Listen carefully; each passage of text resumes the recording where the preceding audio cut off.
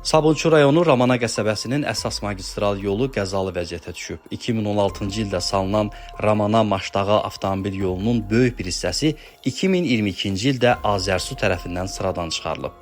Bu qurumun Ramananın su təchizatı və kanalizasiya sisteminin yenidən qurulması üçün tenderdə qalib edərək 8,2 milyon manat ödədiyi Arko Təmir Tikinti şirkəti nəinki əraziyə kanalizasiya xəttini çəkməyib, su xətti üçün asfalt örtüyünü də qazaraq bərbad hala salıb, bərpa işləri aparmayıb. Sakinlərin şikayəti üzərinə Statinfo olaraq əraziyə baş çəkdik və asfalt örtüyünün böyük bir hissəsinin qazılaraq yararsız hala salındığını müşahidə etdik.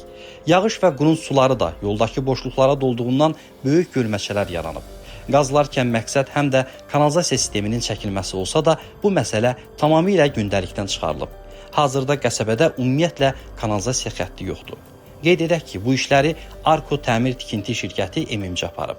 Belə ki, şirkət 2022-ci ildə Ramana qəsəbəsinin su təchizatı və kanalizasiya sisteminin bir hissəsinin yenidən qurulması üçün 8.202.558 manatlıq tenderi qazanıb. Həmin ildə qəsəbəyə su çəkilib. Kanalizasiya xəttlərinin pulu yeyilərkən yolun müxtəlif hissələrindən asfalt örtük kəsilib, lakin sonradan əsaslı bərpa əvəzinə yüngülvari yamaqlar vurulub. Hazırda magistralın kənarları elə bərbad vəziyyətdədir ki, nəqliyyat hərəkət edə bilmir, yol daralıb. Qısacası uzunluğu 11 kilometr olan 2016-cı ildə tikintisinə 2,5 milyon manat ayrılan avtomobil yolu cəmi 6 il sonra sıradan çıxarılıb. Halbuki sakinlər zamanında Azəravtoyol tərəfindən magistral yolun asfalt örtüyünün yüksək səviyyədə çəkildiyini deyirlər. Bu asfalt örtüyü çəkilən zaman kanalizasiya sistemi isə ümumiyyətlə çəkilməyib. Gəlirlər bir dənə yamaq atırlar, bir dəfə yağış yağır, çox yox. Bizdə dəfə yağış yağan kimi yenə beləncə olur. Necə bir yol idi bu yol? Çox süper yol. Yox, Hardan hara çəkilmişdi yol? Deməli çəkilmişdi şeydən də bu svetofordan düz axıra qədər. Maşdağa Ramana yolu değil mi? Bəli, bəli. Yol süper. 11 kilometrdir. Yəqin olar. Qalın asfalt örtüydü, yəni normal idi. Bəli, bəli, qəşəng. O buranın qazı Burada kanalizasiya yoxdur. Kanalizasiya olmadığına görə də yol bu günə qalır. Neçə il müddətinə belə oldu, qəzalı oldu yol? Son 3-4 ildə bu belə oldu. Bu vəziyyətdə düşdü. qazılmasaydı bura. Mən böyük ehtimaləm ki, bura belə olmayacaq. Burada kanalizasiya sistemi var mı? Xeyr, yağış yağanda burada lotka lazımdır. Onu da xatırladaq ki, 2016-cı ildə dekabrın 8-də əsaslı şəkildə yenidən qurulan Ramana-Maşdağa avtomobil yolunun açılışında Prezident İlham Əliyev də iştirak edib.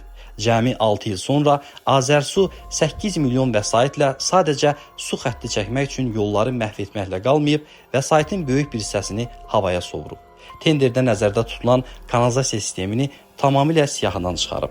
Məsələ ilə bağlı Azərbaycan Dövlət Su Ehtiyatları Agentliyi İri Şəhərlərin Birləşmiş Su Təchizatı Xidmətinin mətbuat katibi Ceyhun Musoğluya mayın 17-sində sorğu ünvanladıq.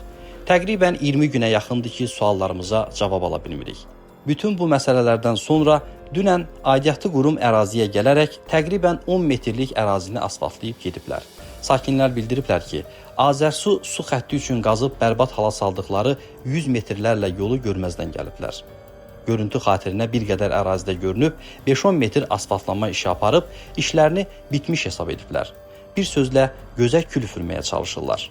8 milyonluq layihənin icrası, tenderin keçirilməsi, su xəttinin çəkilməsi, kanalizasiya xətti üçün ayrılan vəsaitlərin mənimsənilməsi, dağıdılmış yolun bərpasına ayrılan vəsaitin böyük bir hissəsinin yeyilməsi 2023-cü ilin martında Azərbaycan Dövlət Su Ehtiyatları Agentliyi rəhbəri təyin edilən Zahir Mikalovun rəhbərliyi dövrünə təsadüf edir.